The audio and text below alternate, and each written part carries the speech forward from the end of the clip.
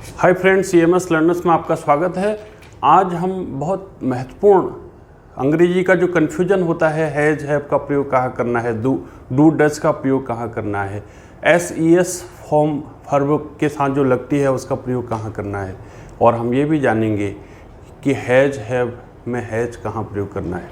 और अंग्रेजी की बहुत ही सबसे बड़ी कमी जो लोगों को होती है और कन्फ्यूजन करते हैं हमेशा, क्योंकि जब आपके पास दो विकल्प होते हैं कि जाने के लिए गो या goes, have, has, do, does, इनमें से कौन सा विकल्प हम प्रयोग करें। आज अगर आपने ये वीडियो देख लिया तो मैं गारंटी के साथ कह सकता हूँ कि आपको अंग्रेजी का ये कन्फ्यूजन सदा के लिए दूर हो जाएगा। दोस्तों, इससे पहले का वीडियो आप ज़रूर देखें कि जब हमने आपको बताया था कि एक ही वाक्य को बार टेंस में अलग अलग तरीके से हम कैसे बोलें। मैं पत्र लिखता हूँ, मैं पत्र लिख रहा हूँ, मैं पत्र लिख चुका हूँ, मैंने पत्र लिख लिया है, मैं 2 घंटे से पत्र लिख रहा हूँ। और इसी प्रकार से हमने इसको भूतकाल में भी जाने थे, वो रिपीट करने की यहाँ ज़रूरत नहीं है, आप पुराने वीडियो आप देख सकते हैं। अंग्रेजी को बोलने के लिए या अंग्रेजी को समझने के लिए कर्ता से वाक्य जब हम प्रारंभ करते हैं तो आगे बाकी चीज़ें हम, जैसे राम पत्र लिखता है, मैं पत्र लिखता हूँ, रमेश पत्र लिखता है, सीता पत्र लिखती है, वे पत्र लिखते हैं, तुम पत्र लिखते हो, वे सब पत्र लिखते हैं, लोग पत्र लिखते हैं। ये मैं पत्र लिखते हैं इसलिए बोल रहा हूँ, ये आपके बाद में जब वीडियो समझ में आएगा, क्योंकि एक वाक्य पर अगर आपने कमांड कर ली, एक प्रकार के वाक्य पर कमांड कर ली, तो बस लिखने की जगह दौड़ना हो सकता है, लिखने की जगह चलना हो सकता है, लिखने की जगह सुनना हो सकता है, लिखने की जगह पीना हो सकता है, लिखने की जगह खाना हो सकता है। तो इसलिए लिखने के अभ्यास को हम यहाँ पर कर रहे हैं। तो मैं क्या कह रहा था, कर्ता एक वाक्य, कभी भी जब भी किसी की बात हो रही होती है तो जिसकी हम बात कर रहे होते हैं उसको हम कर्ता के रूप में, सब्जेक्ट के रूप में वाक्य जब प्रारंभ करते हैं तो उसके अनुसार ही वर्ब यानी क्रिया का चयन किया जाता है।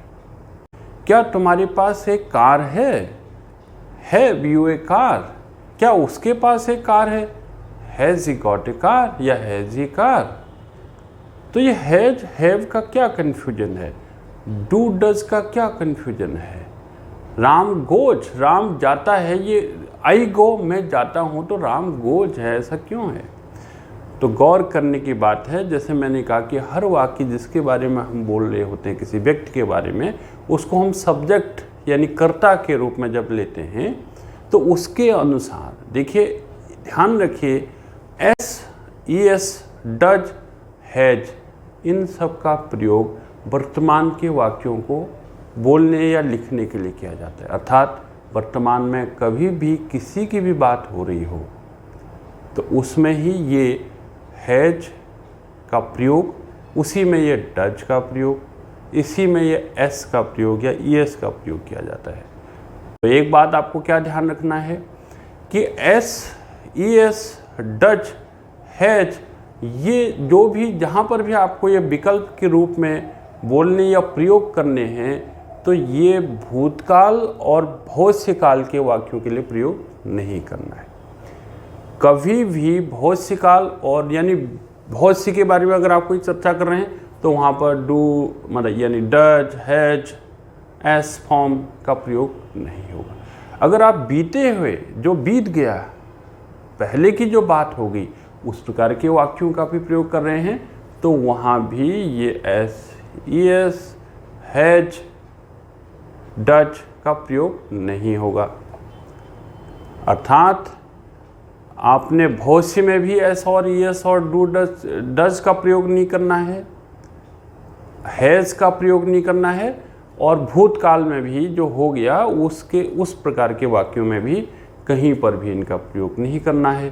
तो अर्थात पहला नियम क्या हो गया कि डू डज, डज में से, हैज में से, SES में से, इन सब फॉर्म्स का प्रयोग हम कहाँ करेंगे, जो वर्तमान के वाक्य हैं उनके लिए ही प्रयोग करेंगे। अर्थात आप देखिए, थोड़ा हम ट्राई करें। मैं पत्र लिखता हूँ, आई राइट अ लेटर, राम पत्र लिखता है, राम राइट्स अ लेटर। तुम पत्र लिखते हो, you write a letter. Sita पत्र लिखती है, सीता राइट्स ए लेटर। मैं पत्र लिख रहा हूँ, I am writing a letter. Ram पत्र लिख रहा है, Ram is writing a letter. तुम पत्र लिख रहे हो, you are writing letter. Sita पत्र लिख रही है, Sita is writing a letter. मैं पत्र लिख चुका हूँ, I have written a letter. Ram पत्र लिख चुका है, Ram has written a letter. आप पत्र लिख चुके हो, you have written a letter. Sita पत्र लिख चुकी है, Sita has written a letter. मैं 2 घंटे से पत्र लिख रहा हूँ, I have been writing for 2 hours. Ram 2 घंटे से पत्र लिख रहा है, Ram has been writing for 2 hours. Ram has been writing letter for 2 hours. आप 2 घंटे से पत्र लिख रहे हो, you have been writing letter for 2 hours. Sita 2 घंटे से पत्र लिख रही है, Sita has been writing letter for 2 hours. अब यहाँ अगर आप इन पर अंतर करें, देखिए, write writes, am is, have has का प्रयोग अंतर आप देख रहे हैं। बस यही अंतर हम आज बताएंगे, क्लियर करेंगे कि एस का प्रयोग कब करेंगे। और एस का प्रयोग सभी जगह है एक प्रकार से। एस का प्रयोग वर्ब में जैसे राइट्स में है, एस का प्रयोग डज में है, DOES, अर्थात उसमें भी एस है। एस का प्रयोग हैज में भी है, HAS। तो ये कहाँ प्रयोग किया जाता है, इसको समझते हैं। मैंने कहा कि जो कर्ता है, जो क्रिया जिसके लिए की जा रही है, जो क्रिया कर रहा है, वो कर्ता को आप थोड़ा गौर करें यहाँ पर। यानी जो पहले जो वाक्य के पहले प्रारंभ में जो प्रयोग किया जा रहा है, बहुत सारे लोग कन्फ्यूजन करते हैं, जो वर्ब के बाद ऑब्जेक्ट प्रयोग किया जाता है उसके अनुसार वर्ब में एस और ईएस या हैज़ का कन्फ्यूजन करते हैं, तो उससे गड़बड़ हो जाता है। मैं कह रहा था कि कर्ता, यदि अब आपको एस का प्रयोग कहाँ करना है, एस का प्रयोग करना है जो सिंगुलर हो, यानी वन, और वह वन, वह एक, मैं यानी मैं और आप, ये दो एक एक जो लोग हैं, इनको छोड़ करके दुनिया का कोई भी चीज़ जो सिंगल है उसके लिए आप एस का प्रयोग करेंगे। राइट में राइट्स का प्रयोग करेंगे, गो में गोज का प्रयोग करेंगे, सिंग में सिंग्स का प्रयोग करेंगे, वॉक में वॉक्स का प्रयोग करेंगे, डू में एस का प्रयोग करेंगे, नहीं डच का प्रयोग करेंगे, हैव नहीं बल्कि हैज का प्रयोग करेंगे। आपके समझ में आया? मैंने आपको बताया, पहला नियम ये बताया कि ये एस जो है, डज लग रहा है, हैज़ लग रहा है, इसमें वर्तमान वाक्यों के बातें जो आप कर रहे हैं वर्तमान के वाक्यों का, उन्हीं में प्रयोग होता है, नंबर 1। और दूसरा ये प्रयोग कहाँ होता है, केवल एक व्यक्ति की जब आप बात करेंगे, जैसे एक चिड़िया की बात करेंगे आप, एक पुरुष की बात करेंगे, एक महिला की बात करेंगे, एक जानवर की बात करेंगे, किसी भी एक की जब आप बात करेंगे तो तब ये वर्तमान में एस का प्रयोग आप करेंगे ही। प्रेजेंट इंडेफिनिट टेंस में पत्र लिखता हूँ मैं, दूसरे के लिए एस लगाना पड़ेगा, आपको राइट्स लिखना पड़ेगा, वह पत्र लिखता है।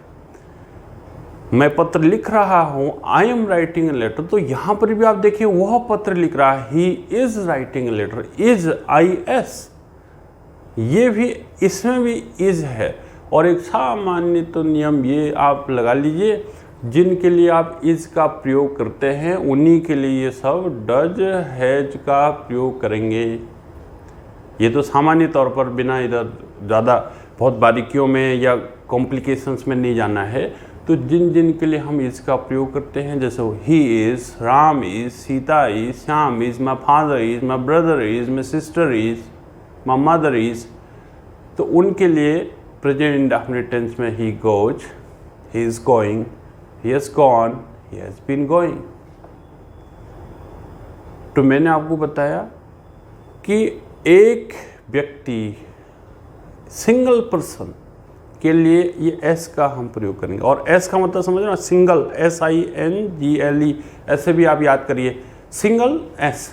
तो जो सिंगल होगा उसके लिए एस लगेगा ही लगेगा। प्रेजेंट इंडेफिनिट टेंस में वर्ब के साथ एस लगेगा, प्रेजेंट इंडेफिनिट टेंस में नेगेटिव में डज लगेगा, और प्रेजेंट कंटिन्यूअस में इज एस अपने आप लग रहा है, प्रेजेंट परफेक्ट टेंस में हैज HAS लग रहा है, प्रेजेंट परफेक्ट कंटिन्यूअस टेंस में हैज़ बीन ING तो हैज़ लग रहा है। तो अर्थात सिंगल S और S का मतलब ES डज हैज एज, समझ में आ गया होगा। और जो दूसरी बात कहाँ प्रयोग नहीं करना है, तो सीधा सा अर्थ है कि ज़्यादा लोग हों, चाहे वो एक से ज़्यादा जितने भी होंगे उनके लिए प्रयोग नहीं करना है। केवल किसके लिए प्रयोग करना है? एक व्यक्ति के लिए, एक वचन के लिए। बस अपवाद को भी ध्यान रखिएगा, क्योंकि ये अपवाद फिर आपको फिर गड़बड़ा सकता है। तो इसलिए अपवाद कौन है?